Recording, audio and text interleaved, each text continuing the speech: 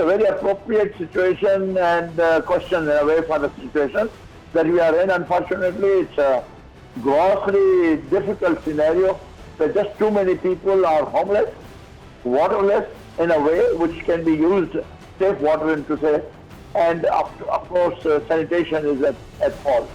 Now all those things combined together give you just too many enteric or intestinal diseases, which includes gastro, which can include cholera, which will include hepatitis, which will include dysentery, which will include gastritis, and enteric fever, typhoid, rota diarrhea, and so on. Just a bundle of them are there. Besides that enteric infections, there are going to be skin infections, skin conditions because of the irritation, because of the mosquitoes, flies, and irritation due to water which is so contaminated chemically or biologically.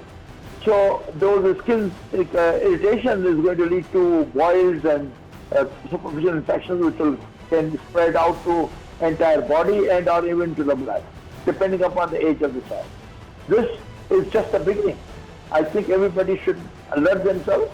Whoever are going to be at the helm of affairs and are going to help should remember that this is just a beginning, and it's going to peak somewhere down the road, like a couple of weeks or so down the road.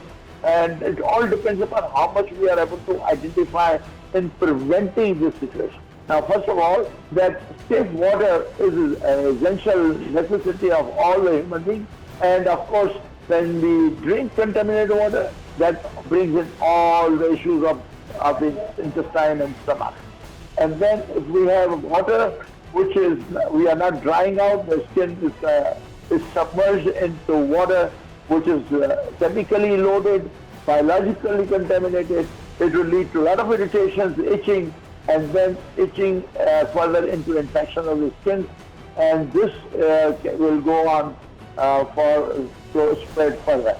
And it's also between the people that are living together, because obviously you have a small shelter, if there is one, or you are living in an open area with a lot of heat and sunshine onto you, and of course it irritates the skin further, it burns the skin, and therefore leads to more infection. Necessity of water provision. Safe water provision is a must thing to possibly limit the spread of this gastro-like situation that I just mentioned, typhoid and so on and so forth. Of course, most of these children, which is, say for example, typhoid, cholera, and rota, they all must be vaccinated